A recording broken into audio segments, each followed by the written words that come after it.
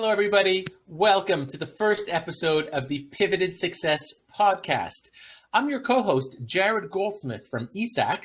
I'm also joined by our friend Sean Cochran from TCC Canada. Hello, Sean. And our very first guest, Heather Petherick from Heather Petherick Coaching. Hi there. Hello, Heather. Sean, thank you so much for joining us today. Now, the purpose of this podcast is to hear from established, well-respected business owners and leaders in the community about how they have pivoted during COVID, sharing some of their stories, some nuggets, some words of wisdom to help inspire other people. Awesome. Heather, thank you so much. So why don't you tell us a little bit about your background, Heather? How did you become a successful businesswoman? Well, I'll try to keep it short. So I started into coaching. I hung my shingle out as a coach way back before pandemics were a thing. That was back in 2007. And so really for the last 13 years have been navigating self-employment, entrepreneurialism, and the coaching realm. My business is predominantly online. Some of my VIP clients pre-COVID, we would, sometimes meet, and we'll talk about that later.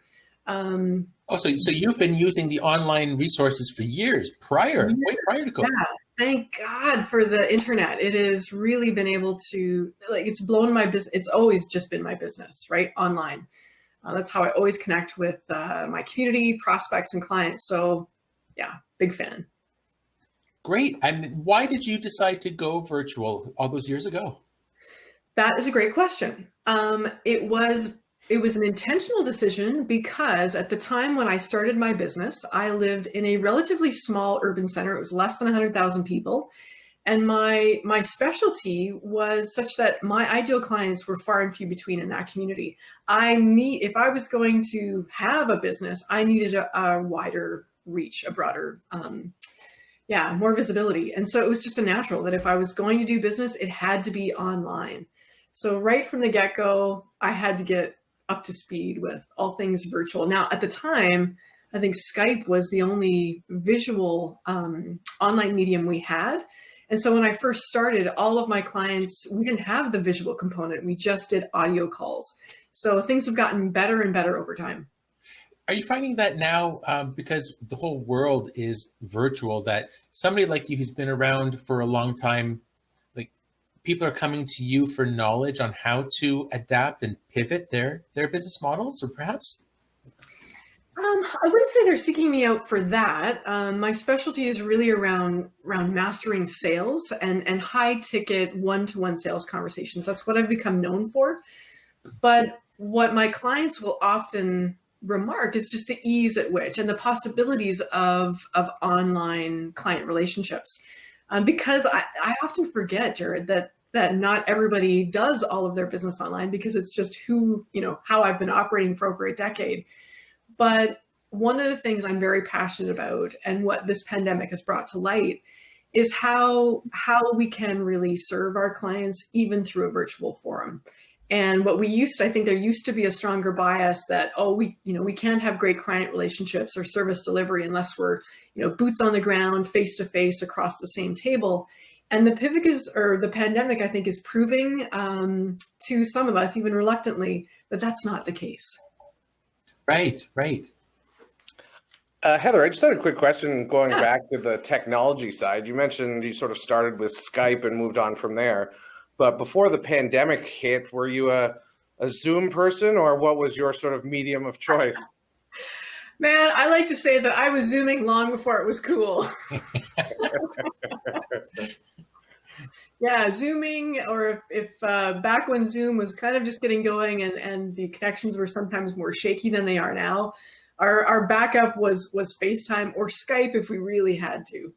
Yeah. Oh, great. So for you, with all the pandemic obviously is a big shift, but before the pandemic, did you have a hard time with some of your incoming clients with the virtual aspect of the business rather than a sort of face-to-face expectation that a lot of people might have in that sort of typical scenario? Yeah, I think it's a good question, but there's particularly I think for coaching, there's there's more ease there. It seems to be like coaching has been online earlier than some other industries. And so there's just a level of comfort and almost an expectation that it's going to be virtual. But even with that, the pandemic has forced me to change my own business. So we could talk about that. Did I answer your question, Sean? That's great. Yeah, thank you so much. So tell us a little bit more about you, your business, and what you do in terms of coaching, because we hear coaching used often as a term that's fairly broad. So yeah, I mean, there's any problem, any human problem in the world, I'm sure you could find a coach for it, right?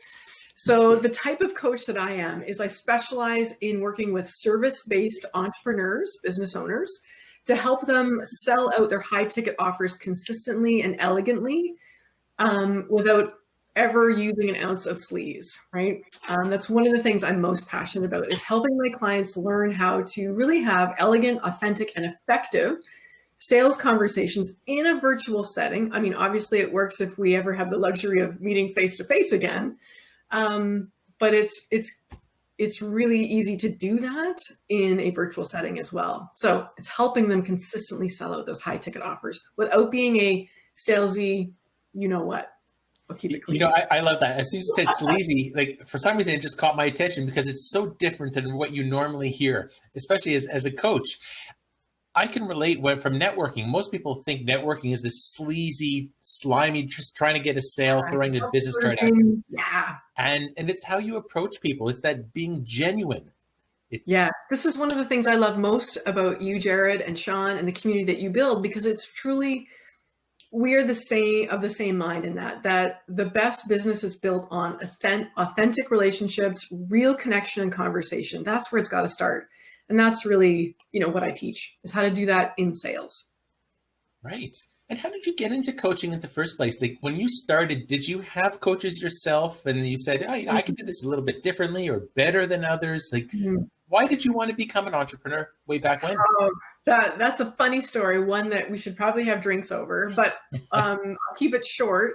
I was a very good student, naturally intelligent, excelled in university, but spent so much time studying and doing what, parents and mentors said I should do, that when I finally did get out of school, it was recruited with the world's largest privately held company. I mean, I really thought, the red carpet, my destiny is just unfolding as they foretold, and realized about 4 weeks into this new job, I absolutely hated it. And I had a heap of student debt. And I ended up very quickly quitting my lucrative grad job with no prospects, didn't even qualify for EI. And I needed to do a serious career U-turn and figure out, okay, if it's not this, what the heck am I going to do? And so I actually hired a career coach at the time. In fact, at that time, back in the early 2000s, coaching was mostly, when you said coach, people thought you were a soccer player, right? Or an athletic instructor. And so at the time, one of the forerunners in coaching was Franklin Covey, right? A personal development company. And so I hired one of their coaches and fell in love with the process of powerful questioning, inviting someone to their own awareness and igniting that possibility for themselves. And I thought, holy cow, if I could do that as a job, that would be a riot. And so that's where it all started. That's fabulous. You know what they say, when you love what you do, you never work a day in your life. So it's so true. That's great, Heather. How were you and the Heather Petherick coaching business affected by COVID? Yeah, that's what we're talking about here today, right? Yeah. Well, I mean, you hear that so many small businesses are suffering. And that's one of the reasons Sean and I collaborated to get this off the ground, this podcast, was we hear so many people are holding on to their purse strings. They're afraid. They're cutting spending. For people who pay to improve their businesses, but everybody's holding back. How have you been affected? Yeah. Well, I think it's important to share that in 2020, my business, my income we lost about 40% of our expected revenues. And I'll tell you why.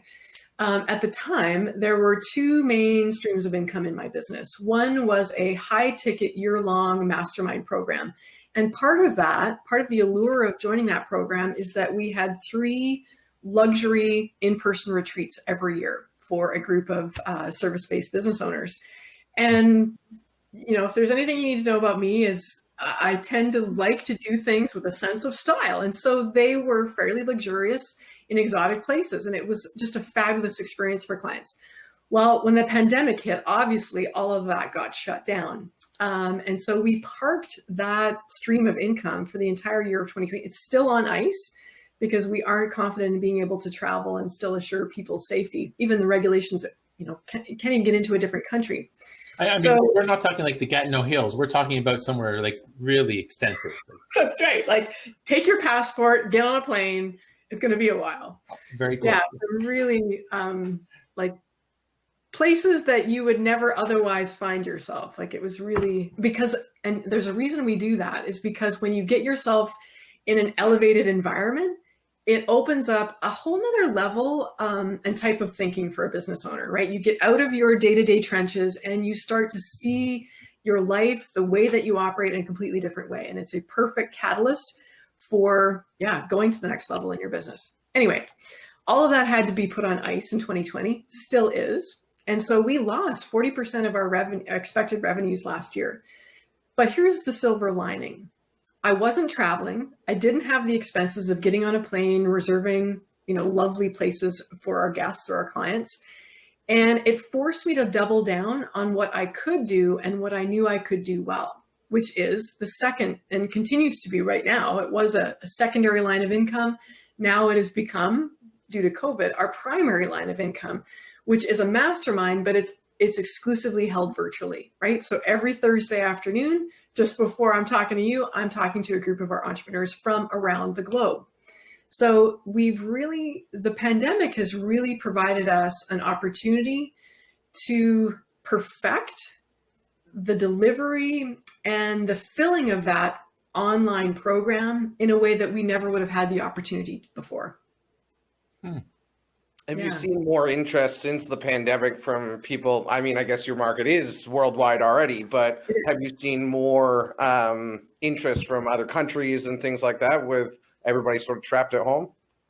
I'll tell you what, there's two things that have worked in our favor with the pandemic. One is people they have no option now of in-person coaching. And so if maybe they wanted to up-level their investment to have that one-on-one, now they're looking exclusively online for online programs.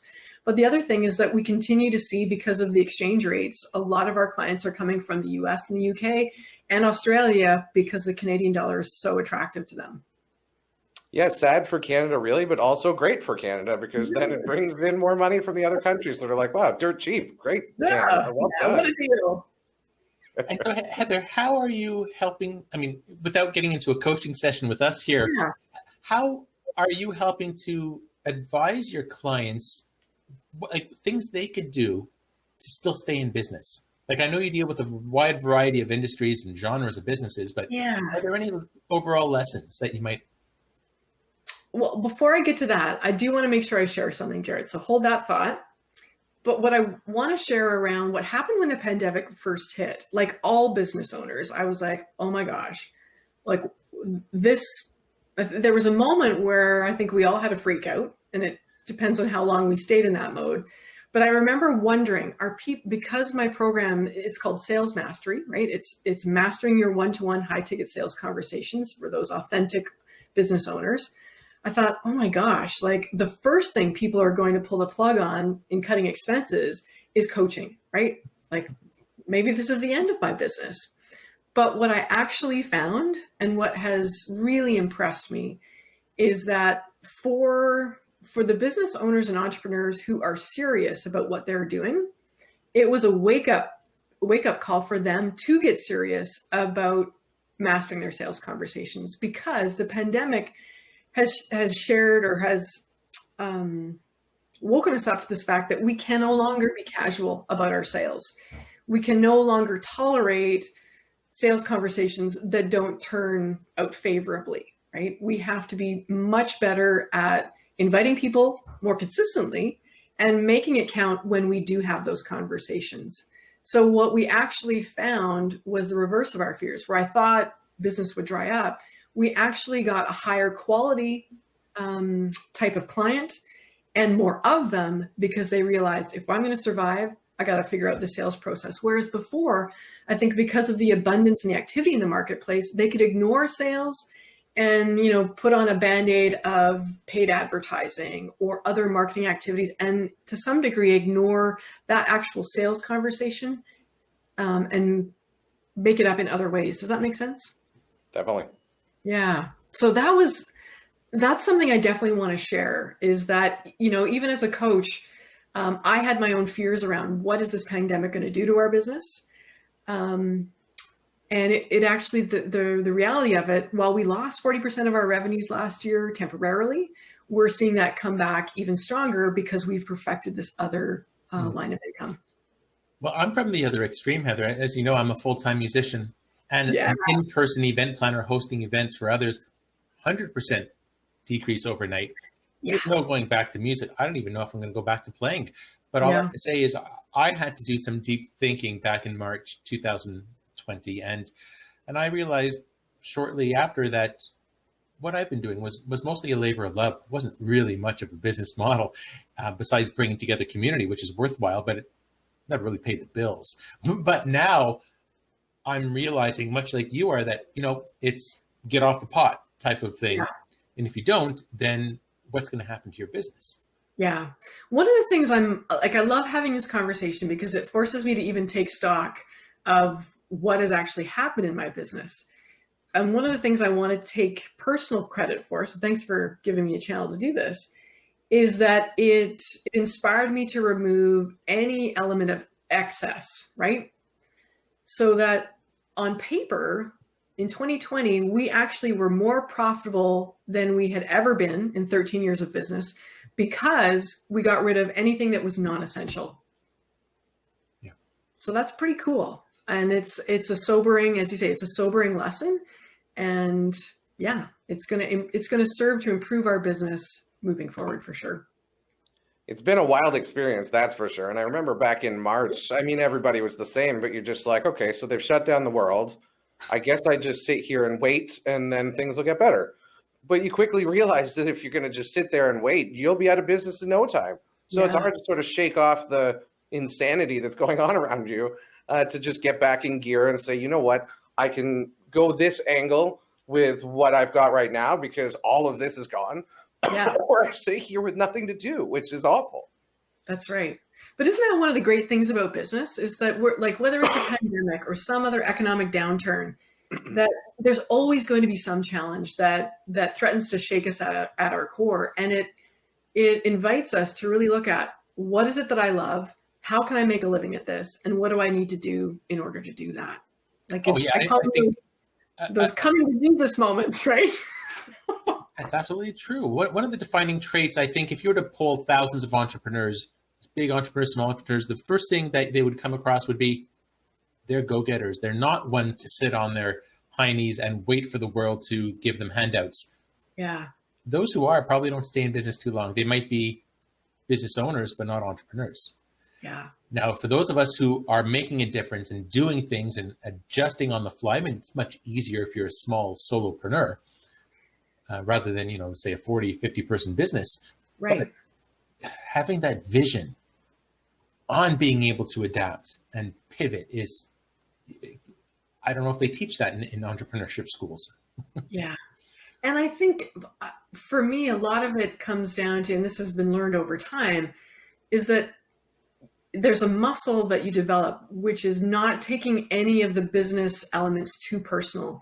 I've seen a lot of business owners who have fantastic services, fantastic products, let the pandemic affect them personally. Like they felt like they did something wrong or they weren't good enough. And that's why they haven't succeeded.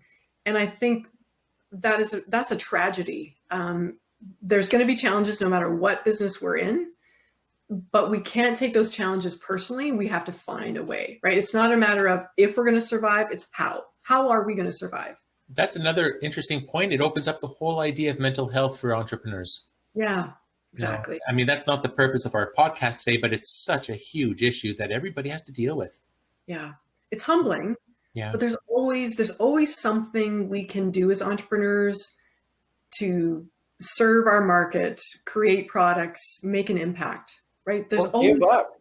I've seen so many stories now that have had people finally look at their business with the real eyes, not the entrepreneur's eyes. And I'm yeah, guilty of that constantly, is to just see it in reality. And you're like, even in good times, this is not what I should be doing. I need to pivot or change or give up on this idea and move to something else, because it's given people a new lens to sort of look through, because you didn't have a choice. I mean, it was just forced upon you, right? And I mean, in, I don't know, 15 years in business for myself, I've never experienced anything even close to this. We've been through recessions and other things, and you're like, okay, these are bad, but it's just, wow, this is bad. And it really helps you sort of look at things again and just be like, okay, well, this is just superfluous crap that I don't need and I'm paying for no reason. What am I doing? Let's focus on the areas that make the most difference. Yeah, such a good point, Sean. It is a sobering look in the mirror, right? That's what the pandemic has done. Yeah. And like you realized from the very beginning, Heather, it's cutting out the excess. And I think we all have. I mean, I'm not even though I live in Ottawa, I'm not driving probably 5 or 10 hours a day in traffic, a week rather, from going to different events. Yeah. I'm much more, probably all of us are realizing we're much more productive, because now we're just going from one meeting to the other. Like if I had a meeting in Canada, I live in Orleans, I would leave 2 hours so I would avoid rush hour, and I'd be sitting there just on my phone doing meetings. Like, it's being much more cautious of our time. Yes, and more discerning with what resources we do have left. Yeah, right? And that's why I think, making sure we get an ROI out of every dollar we have. I mean, this is probably going to come up quite often, but where do you think the future is going to go for virtual events? Do you think there will always be hybrids from now on? Do you put your crystal ball on? And I do think so if I had a crystal ball, and this is just me talking, but I think there will be a much greater uptick of virtual events in the future, because the pandemic has forced us to get comfortable with this format, right? Whatever technology phobias we had before or biases against it, I think the pandemic is as it drags on, it continues to prove to us that there are other ways, there are other means. So I think what I see is that major conferences, when the pandemic is over, and it will end eventually, well, there will be a return to live conferences in the traditional format. I think there'll be a virtual stream for those traditional conferences that actually increases the viewership and attendance overall. So where some members may want the luxury and up-level their investment to have that precious in-person experience, I think there'll always be that element. I think it opens up the opportunity for people, for whatever reason, choose not to travel or maybe couldn't in the past, will now come to those conferences and be able to access that experience in a different container. Does that make sense?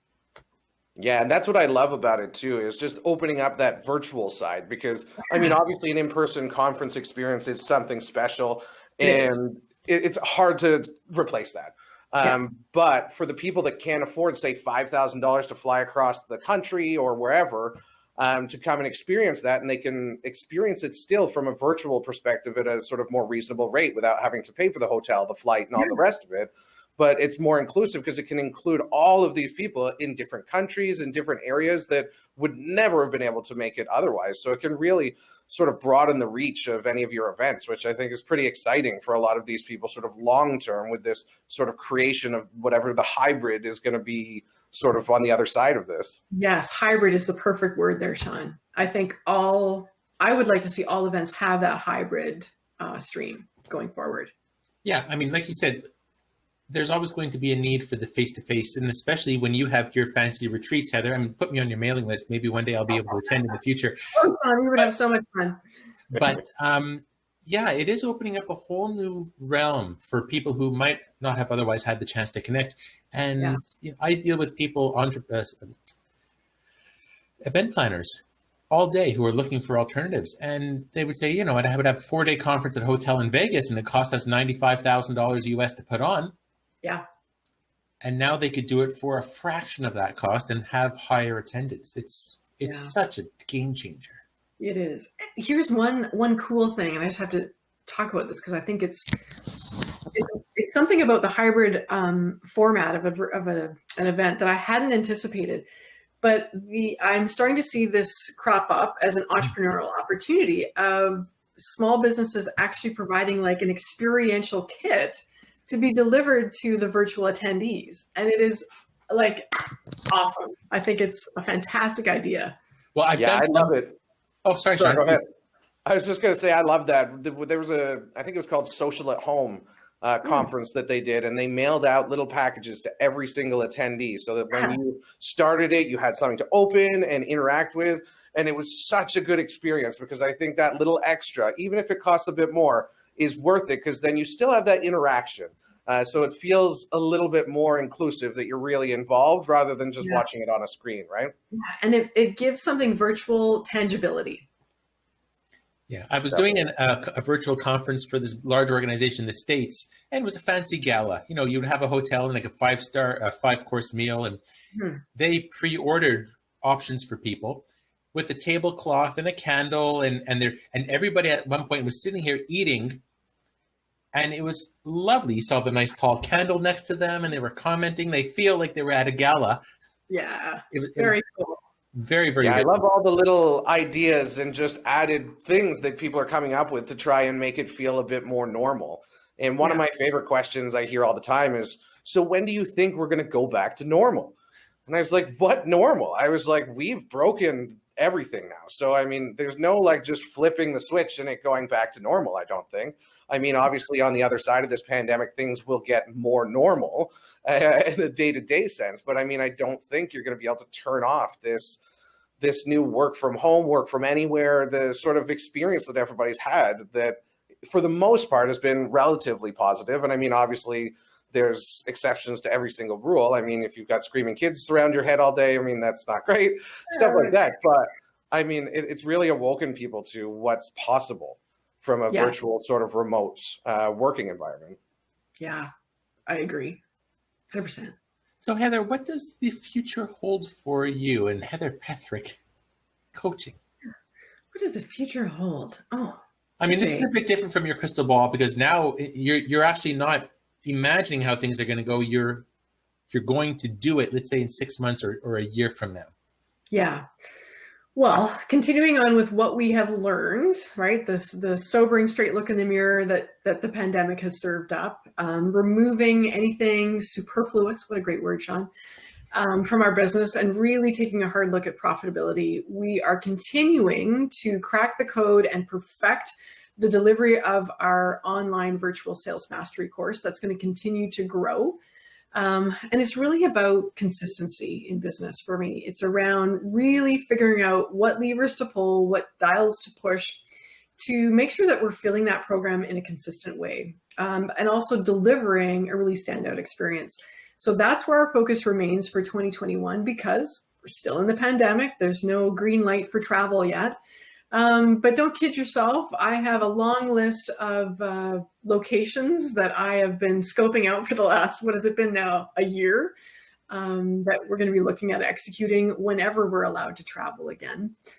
And anything else, I'm really excited about just doing things masterfully, right?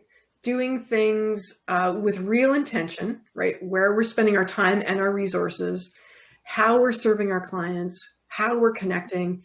And the pandemic, as much as it's been frustrating and disappointing and devastating for some, it is also, I have some affection for the fact that it is, I think, given me a lot more maturity in business around dealing with challenges, finding ways to pivot, focusing on what's working, not letting the other things get me down, and continue to move forward.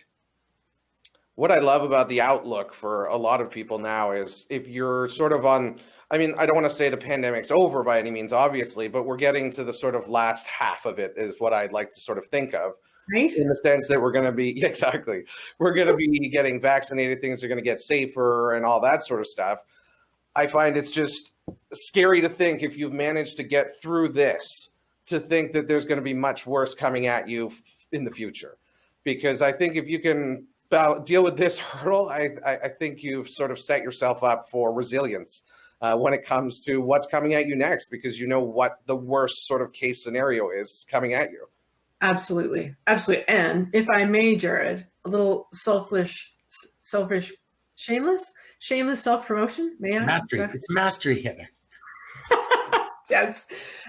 Here's one of the things I'm most excited about for my clients is, regardless of how long this pandemic lasts or where they emerge once it's over, is I am so lit up about supporting them to master their sales skills, because however their offers evolve or however their business changes, even if they have to close up shop and do something different, sales mastery never goes out of style. The ability to connect authentically and serve prospects and invite them to do business, no pandemic is going to erase the need for that skill.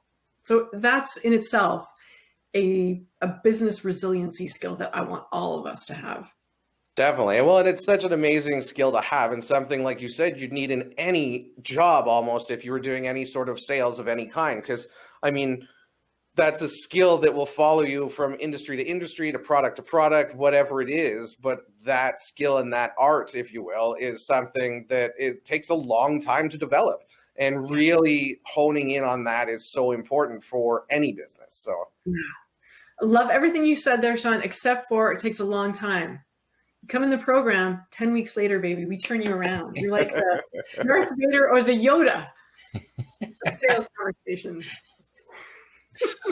Heather, what about words of wisdom for others? Let's say those who are on the cusp. I mean, I'm not just talking mental health, although maybe we should do a podcast about that, Sean, at one point. But like, who are like, you know what, business hasn't been that profitable for years. Now I am re-examining, like you've said, you know, the hard issues. And now, you know, what do? Do I pull the plug after my heart and soul and, you know, my mortgage, everything went into it? Do I start over? Do I try to reinvigorate it? Like, what about words of wisdom for people who are like, I don't know? Yeah. That's a tough one. Tough question, Jared. Wow. Way to stump a girl. Words of wisdom. Words of wisdom. Do you know what? I think it's important that nobody can make, you know, I could say what I would do, but it's not true for everyone. I think everybody has to, at the end of the day, make the decision that's right for them and their families. If that means closing up a business that you've poured your, you know, a passionate business that you've poured your heart and soul into for a decade, if it means that you need to close up shop and have a gap job, do something else to pay the bills in the interim, then that's the right decision, right? There is no right or wrong. If you have the resources and the luxury to you know, keep on going and fight the good fight so that we can get to the other side of this pandemic, then that's the right decision. As a coach, I am reluctant to label anything as right or wrong, because only you can make that decision. For me, I know that if I had to get another job, I would, and I would do so that I could support my family. I have the luxury of having some creative ideas and a way to offer my services virtually that shields me from some of these pandemic effects. But I know at the end of the day, even if I had to get a gap job, I would be coming back pretty darn quick to that entrepreneurial lifestyle, because that is who I am. I love talking to you, Heather, because you have such a sense of energy and enthusiasm. And I know what separates the good coach, or I have an idea rather, of what separates the good coaches from mediocre ones. It's those who are like, here's what you should be doing to fix it. No. Here are some great suggestions to help you, which you might find useful. And it's up to your clients to realize for themselves what's best for them. Yeah, so good. I often say, if I've helped my client realize their own truth, I've done my job. Well, it's funny, when me and Jared were first talking about doing this podcast, it was because he was posting online about his new virtual event business and how it was doing well, and how after the pandemic, it was really picking up. but he felt guilty about it because everybody's in this awful situation. People are losing their businesses, their homes, God knows what. So it's really hard for anybody to really comfortably come out and say, I'm doing really great. But it's so important for us to share those stories because it's really depressing. All the stuff you read in the news, all the rest of it, and you hear entrepreneur after entrepreneur being like, I have done this for 20 years. I've done everything right. And now I'm out of business. I don't understand. How could I have done anything differently? And maybe you couldn't. But it's just so nice to hear stories of positivity and just that A, things are starting to change, but B, there's a life beyond this pandemic and happiness and success. So it's just so hard to not get sort of bogged down in the depressing reality of what we're in right now, especially when you see just walking down the streets, stores shuttered and things like that. It's very depressing. And you know, each one of those closed stores is somebody's lifeblood and somebody's passion and all that sort of stuff that's just been extinguished essentially. So it's just so nice to hear some positivity and some good stories around what people have been able to do to make this work. Yeah, so good. One thing I want to touch on that you've inspired here, Sean, is this idea, and this is around mental health. And as entrepreneurs and as small business owners, when we have created this a business out of our own creativity, resilience, and grit, while that's great, it also comes at the cost because so often we attach our sense of identity and worth to that business. And when the business does not go well because of things like a pandemic that we have no control over, it can impact our, we start to feel like a steaming pile of what. And that's not fair. That's not fair to ourselves. So even if the business expires, it doesn't mean the end of you because there's always another iteration of who we are, always. Yeah, it's tough to be able to sort of pivot and reinvent yourself without feeling like you've lost or you've been defeated. But I mean, as an entrepreneur, I mean, it's very rare that you're going to just succeed right from the beginning and off you go, right? There's a lot of ups and downs and a bunch of times where you're like, I've made a mistake. I need to get out of this, or this isn't working, or whatever, right? Because there's a lot of self-doubt, especially in the sort of solopreneur world. Mm-hmm. And it's something I take for granted as an entrepreneur. It's just the sort of mindset I have. But speaking with my wife, who's a teacher, when all this started, she was just like, you've worked so hard for this business. And it just doesn't seem fair that all of a sudden there's going to be no office and nobody's ever going to go back and all this stuff. And you've just done all that for nothing. It's like, well, there's nothing gained, nothing lost, nothing gained, right? So, I mean, it's one of those situations that, I mean, yes, you might have put your heart and soul into it, but maybe it's not a viable business anymore. So switch your mode and do something else, and you'll have downtimes. Maybe you have to take a bridge job or whatever just to sort of get you through so that you can support your family. But I mean, for most of us in that sort of mindset, it's an addiction almost that you need to go back to because you're just passionate about things, right? So yeah, being in business for self and running a business, it is a deeply humbling experience. Yeah, there's nowhere to hide. Everything you do can be scrutinized, and it affects your bottom line in many cases. Yeah. Most entrepreneurs, we call successful entrepreneurs because they might have gotten bought out of their business after X amount of years. How many businesses did it take them to fail to get where they were? Yeah, right. So I think the pandemic, I mean, putting my positivity hat on, I'm a optimistic person by nature, is it could be a blessing for a lot of businesses too. Like you mentioned earlier on in the podcast, Heather, is to sit down and re-examine, what's worked and cull the fat and move. Well, and I think for a lot of entrepreneurs, it's going to give them that push that they needed in a negative way, of course. But if you've been struggling for 5+ years in your business, you're not really making money, you're killing yourself just trying to make it work, and it just isn't, well, maybe this is that sort of swan song to be like, this is not the right business. I need to do something else. This just doesn't make sense anymore.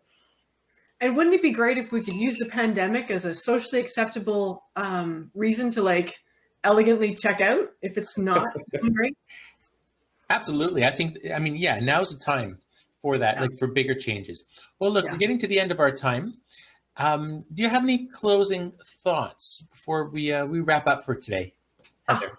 I love both of you. I think this is a fantastic idea. I love having been your first guest. And when can we do it again? Fantastic. Well, Heather Petherick from Heather Petherick Coaching.